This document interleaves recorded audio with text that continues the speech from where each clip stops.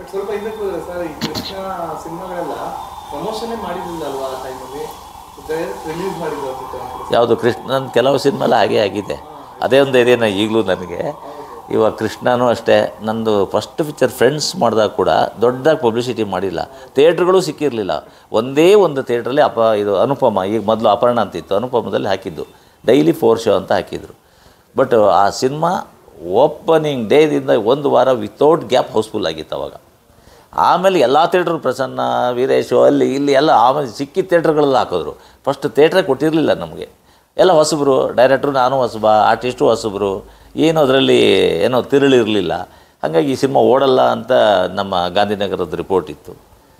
ಆಮೇಲೆ ಅದು ದೊಡ್ಡ ಹಿಟ್ಟಾಯಿತು. ಅದೇ ಥರ ಚೆಲ್ಲಾಟ 3 ದಿವಸ ಕಲೆಕ್ಷನೇ ಇರಲಿಲ್ಲ ನನಗೆ.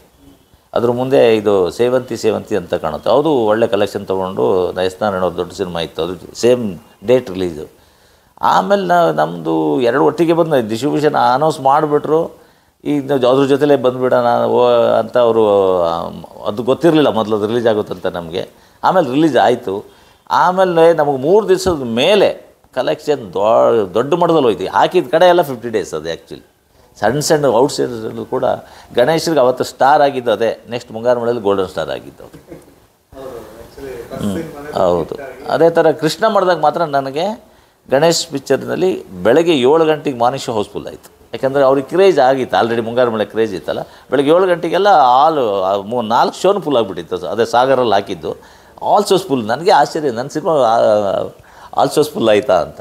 ಅದಾದಮೇಲೆ ನನಗೆ ಅಭ್ಯಾಸ. ಆಮೇಲೆ ಪೊರ್ಕಿ ಮಾಡಿದೆ, ದರ್ಶನ ಪೊರ್ಕಿನೂ 4 ಗಂಟೆಗೆಲ್ಲ ಹೌಸ್ಫುಲ್ ಆಯಿತು. ಬೆಳಗ್ಗೆ 4 ಗಂಟೆಗೆ ಆಲ್ ಶೋಸ್ ಕೊಟ್ಬಿಟ್ಟಿದ್ರು ಟಿಕೆಟು. ಆಮೇಲೆ ಬುಲ್ ಬಿಡಿ ಅದು ದೊಡ್ಡ ಮಟ್ಟದಲ್ಲಿ ಹಿಟ್ ಆಗೋಯ್ತು. ಒಡೆಯನೂ ಅಷ್ಟೇ, ಓಪನಿಂಗ್ ಒಳ್ಳೆ ಕಮರ್ಷಿಯಲ್ ಹಿಟ್ ಆಯಿತು ನನಗೆ.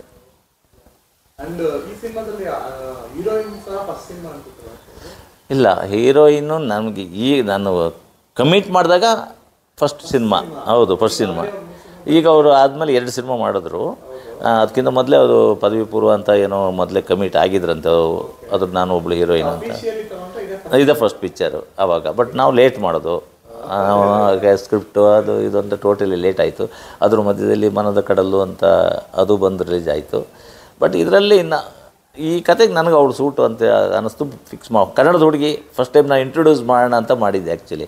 ಯಾಕೆಂದರೆ ಹಿಂದೆ ಎಲ್ಲ ಈಗ ಪ್ರಣೀತಾ ನಾವು ಇಂಟ್ರೊಡ್ಯೂಸ್ ಮಾಡಿದ್ದು, ರಚಿತಾರಾಮನ್ ಇಂಟ್ರೊಡ್ಯೂಸ್ ಮಾಡಿದ್ದೆ. ಇದು ಒಂದು ನೆಕ್ಸ್ಟ್ ಈ ಹುಡುಗಿನೂ ಒಬ್ಬಳು ಇಂಟ್ರೊಡ್ಯೂಸ್ ಆಗಲಿ ಅಂತ ಮಾಡಿದೆ. ಬಟ್ ಅದಕ್ಕಿಂತ ಮುಂಚೆನೇ ಬಂದೋಯ್ತು. No problem, ತೊರಗಿಲ್ಲ. ಕನ್ನಡದ ಹುಡುಗಿ ಎಲ್ಲಿದ್ದರೂ ಚೆನ್ನಾಗಿ ಬೆಳೀಲಿ. ಈ ಸಿನಿಮಾನು ಗೆದ್ದರೆ ಅವಳಿಗೆ ಇನ್ನೊಂದು ಅಷ್ಟು ಹೆಸರು ಬರುತ್ತೆ, ಮಾಡ್ಬೋದು. ನೀವು ಇಂಡಸ್ಟ್ರಿ ಒಂದು ಮಾತೇನೆಂದರೆ, ನೀವು ಹೀರೋಗಳನ್ನ ಅಂದ್ರೆ ಹೊಸೊಬ್ಬರನ್ನ ಇಂಟ್ರೊಡ್ಯೂಸ್ ಮಾಡ್ತೀರಾ, ಅವ್ರು ಸ್ಟಾರ್ ಆಗಿ ಬೆಳೀತಾರೆ. ಇದು ಅವಾಗ ನಡ್ಕೊಂಡ್ ಬಂದಿದೆ. ನೀವು ನೋಡ್ಬೋದು, ಎಷ್ಟೋ ಸಿನಿಮಾಗಳು ಹೀರೋ ಆಗಿರ್ಬೋದು, ಹೀರೋಯಿನ್ಸ್ ಆಗಿರ್ಬೋದು, ಅವ್ರ ಮೊದಲನೇ ಹೆಜ್ಜೆ ನೀವೇ ಡೈರೆಕ್ಷನ್ ಮಾಡಿರ್ತೀರಾ. ಅದು ಹಿಂಗೆ ನಿಮಗೆ ಬರುತ್ತೆ ಅಂತ. ಆಮೇಲೆ ನೆಕ್ಸ್ಟ್ ನೋಡಿದ್ರೆ ಅವ್ರು ಕಟ್ ಮಾಡಿದ್ರೆ ಸ್ಟಾರ್ ಆಗಿರ್ತಾರೆ. ಅದು ಅವ್ರ ಅದೃಷ್ಟ ಅಂತ ಅಂತೀನಿ ನನಗೆ. ನಾನು ಹೊಗಳ್ಕೊಳ್ಳಲ್ಲ. ಅವ್ರುಗಳ ಅದೃಷ್ಟ, ಅವ್ರ ಸ್ಟಾರು, ಅವ್ರ ಕೆಪಾಸಿಟಿ. ಆಮೇಲೆ ಏನು ಎಲ್ಲರೂ ಹೀರೋಗಳು ಆಗೋಕ್ಕಾಗಲ್ಲ. ಅವರಿಗೂ ಎಲ್ಲ ಒಂದು ಡೆಡಿಕೇಶನ್ ಇರುತ್ತೆ. ಅವ್ರು ಡೆಡಿಕೇಶನ್ ಮಾಡಿರ್ತಾರೆ, ನನ್ನ ಕೈಗೆ ಸಿಕ್ಕಿರ್ತಾರೆ. ನಾನು ಉಪಯೋಗಿಸ್ಕೊಂಡು ನಾನು ಅವ್ರನ್ನ ಹೀರೋ ಮಾಡ್ತೀನಿ. ನಾನು ಹೀರೋ ಮಾಡಿದೆ, ಹೀರೋಯಿನ್ ಮಾಡಿದೆ ಅಂತ ಆ ಕ್ರೆಡಿಟ್ ನಂಗೆ ಸಿಗ್ತಾಯಿದೆ ಅಷ್ಟೇ. ಬಟ್ ಅವರು ದೊಡ್ಡ ಮಟ್ಟದ ಬಗೀತಾ ಅಂದರೆ ನನಗೂ ಖುಷಿ. ಈಗ ಮನೇಲಿ ಯಾರೋ ಮಗ ಚೆನ್ನಾಗಿ ಓದಿದ್ದಾನೆ, 100 ಮಾರ್ಕ್ಸ್ ತೊಗೊಂಡ್ರೆ ಯಾರಿಗೆ ಖುಷಿ ಆಗುತ್ತೋ ಅದೇ ಥರ ನನಗೂ ನಾನು ಬೆಳೆಸಿದ ಹೀರೋ, ನಾನು ಬೆಳೆಸಿದ ಹೀರೋಯಿನ್ನು ಇವತ್ತು ನಂಬರ್ 1 ಆಗಿದ್ದಾರೆ ಅಂದರೆ ನನಗೊಂಥರ ಖುಷಿ ಸಿಗುತ್ತೆ ಅಷ್ಟೇ. ಬಿಟ್ಟು ಎಕ್ಸಾಂಪಲ್ ತಗೊಂಡ್ರೆ, ನಿಮ್ಮ ಫಸ್ಟ್ ಸಿನಿಮಾ ಫ್ರೆಂಡ್ಸ್ ಮಾಡಿದ್ರೆ ಅದರಲ್ಲಿ ಅದಕ್ಕೆ ಮುಂಚೆ ಎಲ್ಲ ಅವ್ರು ಚಿಕ್ಕ ಪಾತ್ರಗಳನ್ನ ಮಾಡ್ಕೊಂಡಿದ್ದವರು ಸಡನ್ ಆಗಿ ಒಂದು ದೊಡ್ಡ ಪಾತ್ರ ಕೊಟ್ರಿ. ಅಲ್ಲಿಂದ ಕಟ್ ಮಾಡಿದ್ರೆ ಅವ್ರು ಹೀರೋ ಆಗಿ ಇವಾಗ ತುಂಬಾ ಬಿಗ್ ಸ್ಟಾರ್ ಆಗಿದ್ದಾರೆ. ನಿಜ. ಗಣೇಶ್ ಅವರಾಗಿರ್ಬೋದು, ರಚಿತಾರಾಮ್ ಅವ್ರು ನೀವು ಹೇಳ್ದಂಗೆ, ಪ್ರಣೀತಾ ಅವ್ರು ಹೇಳಿದ್ರಿ. ಹೌದು, ನಮ್ಮ ಫ್ರೆಂಡ್ಸಲ್ಲಿ ಈಗ ನೋಡಿ ಎಲ್ಲರೂ ಹೀರೋಗಳಾದರು. ವಾಸು ಕೂಡ ಹೀರೋ ಆಗ್ಬಿಟ್ಟು ಅದರಲ್ಲಿ ಆದರು. ಹೌದು. ಆಮೇಲೆ ಈಗ ಶರಣಾಗಿ ಮೊದಲು ಅವ್ರು ಸಪೋರ್ಟಿಂಗ್ ಕ್ಯಾರೆಕ್ಟರ್ ಮಾಡ್ಕೊಂಡಿದ್ದವರು. ಹೀರೋ ಅಂತ ಇಮೇಜ್ ಕೊಟ್ಟಿರೋದು ಮಾಸ್ಟರ್ ಆನಂದ್ಗೆ, ಆಮೇಲೆ ನಮ್ಮ ವಾಸುಗೆ, ಹರಿ ಕೂಡ ನಮ್ಮ ಹರಿ ಕೂಡ ಅದರಲ್ಲಿ ಒಂದಪ್ತೆ ಹೀರೋ. ಆ ಥರ ಥೀಮು. ಆಮೇಲೆ ದೇವ್ರವ್ರನ್ನ ಕೊಟ್ಟರೆ ಅಂತಲೂ ಮಾಡಿದೆ. ನಮ್ಮದು ಅದು ಅದೇ ಅಪರ್ಣದ ಹಾಕ್ಲಿ, ಅಲ್ಲೂ ಅದು ಕೂಡ 100 ಡೇಸ್ ಮಾಡಿದ್ರು ಅಲ್ಲಿ. ಅದು ಹಾಗಾಗಿ ಆಮೇಲೆ ಅವರು ಬೇರೆ ಬೇರೆ ಸಿನಿಮಾಗಳನ್ನ ಮಾಡಿದ್ರು. ಇವತ್ತು ಶರಣ್ ನಂಬರ್ 1 ಹೀರೋ ಆಗೇ ಇದ್ದಾರೆ. ಅದಕ್ಕೆ ಶರಣ್ ಆ ಥರ ಹೀರೋ ಆಗಿ ಮಾಡಿದ್ರೆ, ಆನಂದ್ ಅವರು ಬೇರೆ ಥರ ಇದ್ದಾರೆ. ವಾಸು ಡೆಡಿಕೇಶನ್ ಬೇರೆ ಥರ ಚೇಂಜ್ ಮಾಡಿದ್ರು, ಪ್ರೊಡ್ಯೂಸರ್ ಆಗಿ. ತೆಲುಗಲ್ಲಿ ಮಾಡ್ತೀನಿ ಅದು. ಬಟ್ ಎಲ್ಲರೂ ಇದ್ದಾರೆ ಅದರಲ್ಲಿ ಮಾಡಿದವರು ಇದ್ದಾರೆ. ಅದಾದಮೇಲೆ ನಾನು ಜಾಲಿ ಡೇಸಲ್ಲಿ ಪ್ರತಿಯೊಬ್ಬರು ಹೊಸಬ್ರನ್ನ ಹಾಕ್ಕೊಂಡಿದ್ದೆ. ಅವರೆಲ್ಲರೂ ಈಗಲೂ ಇದ್ದಾರೆ. ಈಗಲೂ ಮೊನ್ನೆ ನಿರಂಜನ್ ಶೆಟ್ಟಿ ಈಗಲೂ ಒಂದು ಸಿನಿಮಾ ಮಾಡ್ತಾಯಿದ್ದಾನೆ. ಹೌದು. ಆಮೇಲೆ ಅದರಲ್ಲಿ ಮಾಡಿದವರೆಲ್ಲರೂ ಆ್ಯಕ್ಚುಲಿ ಹೀರೋಯಿನ್ ಕೂಡ ಮಾಡಬೇಕಾಗಿದ್ದು ಬೇರೆ ಬೇರೆ ಸಿನಿಮಾ ಒಂದು 2 ಮಾಡಿ ಅವರು ಮಸ್ಕತ್ತಲ್ಲೆಲ್ಲ ಸೆಟ್ಲ್ ಆಗ್ಬಿಟ್ರು. ಇಲ್ಲಾಂದ್ರೆ ಅವರು ಇಲ್ಲೇ ಇನ್ನೂ ಬೆಳಿಬೋದಾಗಿತ್ತು. ಸರ್ ಜೊತೆ ಪೂರ್ವಕ ಪ್ರಶ್ನೆ, ಚೆಲ್ಲಾಟ ಮಾಡುವಾಗ ಕೆಲವೊಂದು ವಿಷಯಗಳು ಇನ್ನೂ ಎಷ್ಟೋ ವಿಷಯಗಳು ಈಚೆ ಬಂದಿಲ್ಲ ಅಂತ ಹೇಳ್ತಾರೆ. ಅಂದ್ರೆ ಗಣೇಶ್ ಅವ್ರನ್ನ ಹಾಕೊಂಡು ಮಾಡುವಾಗ ಹೊಸಬ್ರು ಬೇಡ ಅಂತ ಹೇಳಿ ಅದೆಲ್ಲ ಹೇಳಿದಾರೆ ಆಲ್ರೆಡಿ. ಹೌದು, ನಾನೇ ಹೇಳಿದ್ದೀನಿ ಎಷ್ಟೋ ಸರಿ ಹೇಳಿದ್ದೀನಿ. ಹೌದು, ಕೆಲವೊಂದು ವಿಷಯಗಳು ತುಂಬಾ ಹೈಡ್ ಮಾಡಿದ್ದಾರೆ ಅಂತ ಒಂದು ಇನ್ಫಾರ್ಮೇಷನ್. ಯಾವ ವಿಷಯನೂ ಹೈಡ್ ಮಾಡಿಲ್ಲ ನಾವು. ಚೆಲ್ಲಾಟದಲ್ಲಿ ಏನು ನಡೆದಿತ್ತು ಎಲ್ಲ ಹೇಳಿದ್ದೀನಿ. ಚೆಲ್ಲಾಟದಲ್ಲಿ ಗಣೇಶನ ಫಿಕ್ಸ್ ಆದಾಗ, ಆಮೇಲೆ ಹೀರೋಯಿನ್ಗಳು ತುಂಬ ಟ್ರೈ ಮಾಡಿದ್ದೀವಿ ಎಲ್ಲರನ್ನ. ದೊಡ್ಡ ಹೀರೋಯಿನ್ಗಳು ಟ್ರೈ ಮಾಡಿದ್ರೆ ಇಲ್ಲ ಟಿ ವಿ ಹುಡುಗನ ಜೊತೆ ಯಾರು ಮಾಡ್ತಾರೆ, ನೆಕ್ಸ್ಟ್ ಪಿಕ್ಚರ್ ನೋಡೋಣ ಅಂತ ಹೇಳಿದ್ರು. ಆ ಥರ ಆಗ್ದಿತ್ತು. ಆಮೇಲೆ ಚಿತ್ರರೇಖಾ ಅಂತ ಇದ್ದರು. ರೇಖಾಗೆ ಫೋನ್ ಮಾಡೋದು, ಏನು ಕತೆ ಅಂತ ಲೈನಲ್ಲಿ ಫೋನಲ್ಲಿ ಹೇಳಿದ್ದು, ಬಾಂಬೆಲಿ ಇದ್ಲು ಅವಾಗ. ಓಕೆ ನಾನು ಮಾಡ್ತೀನಿ, ಸರಿ ಓಕೆ ನನ್ನ ರೆಮ್ಯುನರೇಷನ್ ಹೀಗೆ ಅಂದರು. ಬರೀ ಫೋನಲ್ಲಿ ಅಷ್ಟೇ ಕತೆ ಹಿಂಗೆ ಲೈನ್ ಹೇಳಿರೋದು. ಅವ್ರಿಗೆ ಒಪ್ಕೊಬಿಟ್ಲು. ಹೋದು ನಾವೆಲ್ಲ ಅಡ್ವಾನ್ಸ್ ಕಳಿಸ್ತು, ಫಿಕ್ಸ್ ಮಾಡೋದು, ಬಂದು ಮಾಡಿದ್ರು. ಸಿನಿಮಾನೂ ಅಷ್ಟೇ ಶೂಟಿಂಗೆಲ್ಲ ಸಪೋರ್ಟಿಂಗ್ ಕ್ಯಾರೆಕ್ಟರ್ ಅದ ರಂಗಾಯಣ ರಘು, ದೇವರಾಜ್ ಸರ್ ಇವ್ರನ್ನೆಲ್ಲ ಹಾಕ್ಕೊಂಡು ಮಾಡೋದು. ಸಿನಿಮಾ ದೊಡ್ಡ ಮಟ್ಟದಲ್ಲಿ ಹಿಟ್ಟಾಯಿತು. ಒಂದು 3 days ಕಲೆಕ್ಷನ್ ಇರಲಿಲ್ಲ. ಆಮೇಲೆ ದೊಡ್ಡ ಮಟ್ಟ ಇತ್ತು. ಆಮೇಲೆ ಗಣೇಶ್ ಈ ಕಡೆ ಹಿಂದಕ್ಕೆ ತಿರುಗಿ ನೋಡೇ ಇಲ್ಲ ಗಣೇಶ್. ಇವತ್ತಿಗೂ ಗೋಲ್ಡನ್ ಸ್ಟಾರೇ ಅವನು.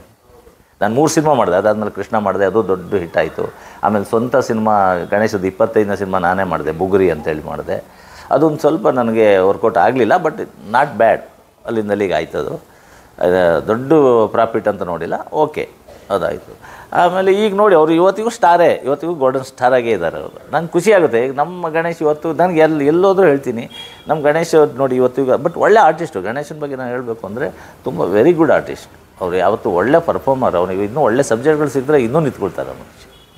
Sir Darshan sir actually heroine ಆಗಿ ಆ್ಯಕ್ಟ್ ಮಾಡೋಕ್ಕೆ ತುಂಬ ಜನ ಕಾಯ್ತಿರ್ತಾರೆ ಇಂಡಸ್ಟ್ರಿಗೆ. ಬಟ್ ನೀವು ಸಡನ್ನಾಗಿ ಹೊಸಬ್ರನ್ನ ಇಂಟ್ರೊಡ್ಯೂಸ್ ಮಾಡ್ತೀರಾ, ಸಿನಿಮಾ ಹಿಟ್ ಮಾಡ್ತೀರಾ, ಅದು ಹೆಂಗೆ ಸಾಧ್ಯ ಅಂತ? ಅದು ದರ್ಶನ್ ಅವ್ರ ಸಪೋರ್ಟ್ ಅಂತಲೇ ತಿಳ್ಕೊಬೋದು ನೀವು. ಈಗ ದರ್ಶನ್ ಸಪೋರ್ಟ್ ಇಲ್ಲಿದ್ದೆ ನಾನೇನು ಮಾಡೋಕ್ಕಾಗಲ್ಲ.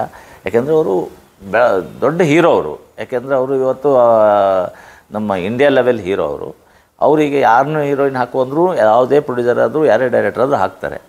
ಬಟ್ ನಾನು ಯಾವುದಾದ್ರು ಸರಿ ಬೇರೆ ಹೀರೋಯಿನ್ ಹಾಕೋಣ ಅಂದ್ರೆ ಖಂಡಿತ ಓಕೆ, ಕನ್ನಡದ ಹುಡುಗಿ ಅಂತ ಕೇಳ್ತಾರೆ ಫಸ್ಟ್ ಅವರು ಅಷ್ಟೇ. ಮತ್ತು ಅವರು ಆ್ಯಕ್ಚುಲಿ ಮೊದಲು ಈಗ ಪುರ್ಕಿ ಮಾಡುವಾಗ ಇರಲ್ಲ, ನನ್ನ ಹತ್ರ ಹೀರೋಯಿನ್ ಯಾರನ್ನ ಹಾಕ್ತೀರ ಅಂತ ಕೇಳಿಲ್ಲ. ನಾವು ಈ ಥರ ನೋಡಿಬಿಟ್ಟು ಸರಿ ಈ ಥರ ಒಂದು ಹುಡುಗಿ ಇದ್ದಾಳೆ ಹಾಕ್ತೇನೆ, ನಿಮ್ಗೆ ಓಕೆನಾ ಗುರುಗಳೇ, ಕನ್ನಡದ ಹುಡುಗಿನಾ, ನೀವು ಅವಳ ಹತ್ರ ಪರ್ಫಾರ್ಮೆನ್ಸ್ ತೊಗೊಳಕ್ಕೆ ನಿಮ್ಗೆ ಓಕೆನಾ, ಮಾಡಿಸ್ಬೋದಾ ಅಂತ ನಿಮ್ಗೆ ನಂಬಿಕೆ ಇದೆಯಾ, ಹಾಕ್ಕೊಳ್ಳಿ ಅಷ್ಟೇ ಕೇಳ್ತಾ ಇದ್ದಿದ್ದು ಅವರು.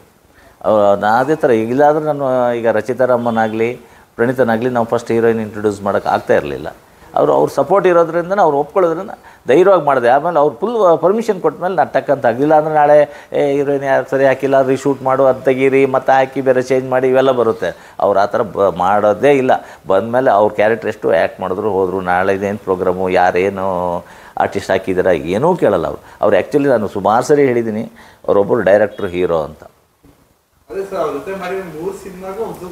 ಹೌದು, ನಾನು ಮಾಡಿದ 3 ಸಿನಿಮಾಕ್ಕೂ ಅದೇ. ಹೌದು.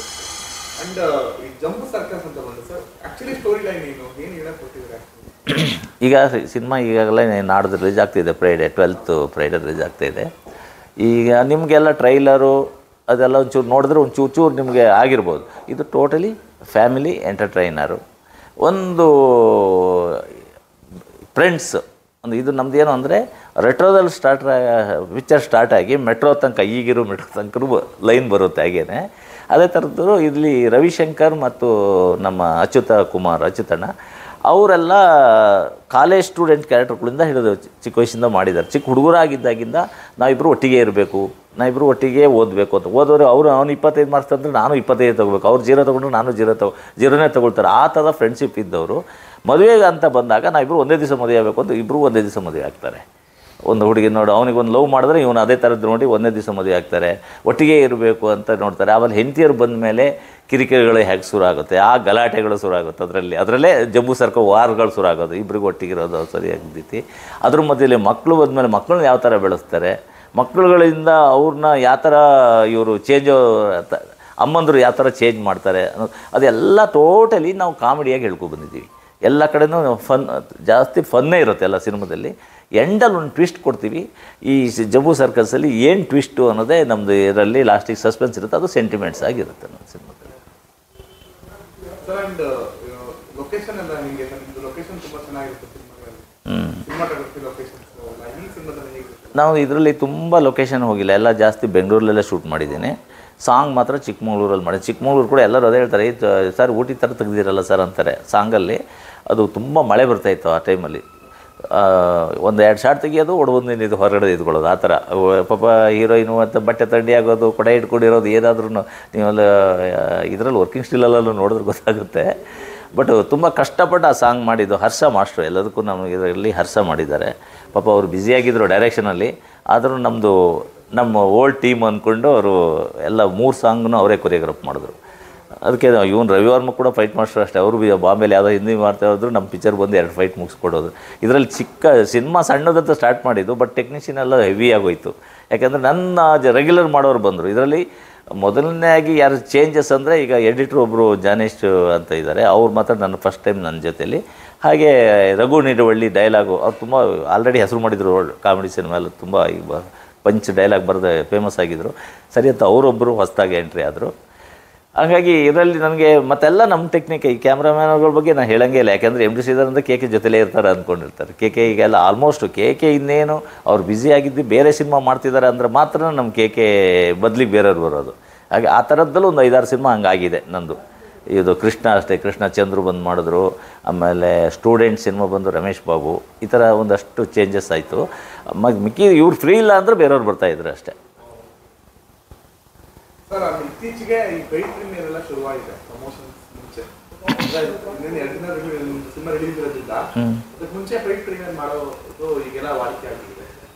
ಪ್ಲಾನ್ಸ್ ಏನಾದ್ರು ಮಾಡ್ಕೊಂಡಿದ್ದೀರಾ? ನಾನು ಅದೇ ಒಂದು ಪ್ರೀಮಿಯರ್ ಶೋ ತೋರಿಸೋಣ ಅಂದ್ಕೊಂಡಿದ್ದೆ. ಎಲ್ಲರಿಗೂ ತೋರಿಸ್ಬಿಟ್ಟು ಸಿನಿಮಾ ರಿಸಲ್ಟ್ ನೋಡಿ ಅವ್ರಿಗೆ ಕರೆಕ್ಟಾಗಿ ಒಂದು ರಿಸಲ್ಟ್ ಗೊತ್ತಾಗುತ್ತೆ. ಯಾಕೆಂದರೆ ಪಬ್ಲಿಸಿಟಿ ಮಾಡೋಕ್ಕೆ ನಮಗೆ ಟೈಮ್ ಇಲ್ಲ, ಮಾಡೋಣ ಅಂತ ಹೇಳಿದೆ. ಬಟ್ ಇನ್ನು ಒಂದೇ ದಿನ ಟೈಮ್ ಇರೋದು, ನಾಳೆ ನಾಳೆದಾಗ. ಬಟ್ ಅದು ಪ್ರೊಡ್ಯೂಸರ್ ಈಗ ಅವರಿಗೆ ಮಾಡಲಿಕ್ಕೆ ಆಗುತ್ತೋ ಇಲ್ಲೋ ಗೊತ್ತಿಲ್ಲ. ಅದಕ್ಕೆ ನಾನು ಎಲ್ಲರನ್ನೂ ಕರಿಬೇಕಲ್ಲ, ಎಲ್ಲರನ್ನೂ ಹೇಳಿ ಸೆಲೆಬ್ರಿಟಿಗಳನ್ನ ಕರಿಬೇಕು, ನಿಮ್ಮ ಮೀಡಿಯಾದವ್ರನ್ನ ಕರಿಬೇಕು. ಹಾಗಾಗಿ ಅದು ಆ ಟೈಮ್ ಸಾಕಾಗುತ್ತೋ ಇಲ್ಲ ಗೊತ್ತಿಲ್ಲ. ಆದರೆ ನಾಳೆ ಮಾಡ್ಬೋದು, ಇಲ್ಲ ಅಂದರೆ ಆಫ್ಟರ್ ರಿಲೀಸ್ ದಿವಸನೇ 10:30 ಮಾರ್ನಿಂಗ್ ಶೋಗೆಲ್ಲರ ಅರೇಂಜ್ ಮಾಡ್ಬೋದು. ಮೇನ್ ಥಿಯೇಟರ್ ತ್ರಿವೇಣಿಲೇನೋ ಇವತ್ತು ತುಂಬ ಸಿನಿಮಾ ಇರೋದ್ರಿಂದ ಬರೀ 2 ಶೋ ಕೊಡೋ ಮಾಡ್ತೀನಿ ಅಂತಿದ್ದಾರೆ.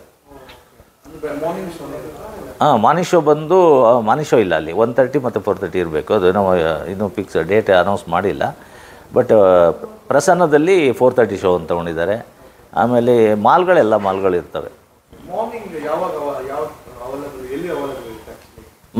GT ಮಾಲಲ್ಲಿ ಮಾರ್ನಿಂಗ್ ಶೋ ಇದೆ, ಅದೊಂದು 10:30 ಶೋ ಇದೆ. ಆಮೇಲೆ ಕೆಲವು ಇನ್ನೂ ಥಿಯೇಟ್ರ್ಗಳ ಡೇಟೆಲ್ಲ ಗೊತ್ತಿಲ್ಲ ನನಗೆ ಇನ್ನೂ. ಈಗ ಒಟ್ಟಿನಲ್ಲಿ ಕೆಲವು ಥಿಯೇಟ್ರ್ಗಳೆಲ್ಲ ಆಲ್ಮೋಸ್ಟ್ ಈಗ ಒಂದು 100 ಥಿಯೇಟ್ರ್ ಮಾಡಿದ್ದಾರೆ. ಟೈಮಿಂಗ್ಸ್ ಗೊತ್ತಿಲ್ಲ ಇನ್ನೂ ನನಗೆ. ಸರ್ ಅಂಡ್ ಕಂಪ್ಲೀಟ್ ಇಲ್ಲಿವರೆಗೂ ಎಲ್ಲ ಥರದ ಸ್ಟಾರ್ಗಳಿಗೂ ನಾರ್ಮಲ್ ಇನ್ನೂ ಬೆಳೀತಾ ಇರೋ ನಟರಿಗೂ ಡೈರೆಕ್ಷನ್ ಮಾಡಿದ್ದೀರಾ. ಸೊ ಈಗ ಹೊಸಬ್ರಿಗೂ ಚಾನ್ಸ್ ಕೊಡ್ತಾ ಇದ್ದೀರಾ. ಸೊ ಹೀಗೆ ಕಂಟಿನ್ಯೂ ಆಗುತ್ತೆ ಜರ್ನಿ ಅಂತ. Thank you. ಹಾಗೆ ನಾನು ನಿಮ್ಮ ಚಾನಲ್ ಪ್ರಕಾರ ಕೇಳೋದಂದರೆ, ಈ ಸಿನಿಮಾ ಚೆನ್ನಾಗಿದೆ, ಎಲ್ಲೂ ಬೋರ್ ಆಗೋಲ್ಲ, ನಿಮ್ಗೆ ಇಷ್ಟ ಆಗುತ್ತೆ. ದಯವಿಟ್ಟು ಬಂದು ಎಲ್ಲರೂ ಥಿಯೇಟ್ರಲ್ಲೇ ಸಿನಿಮಾ ನೋಡಿ ಅಂತ ಕೊನೆಯದಾಗಿ ಕೇಳ್ಕೊಳ್ತೀನಿ.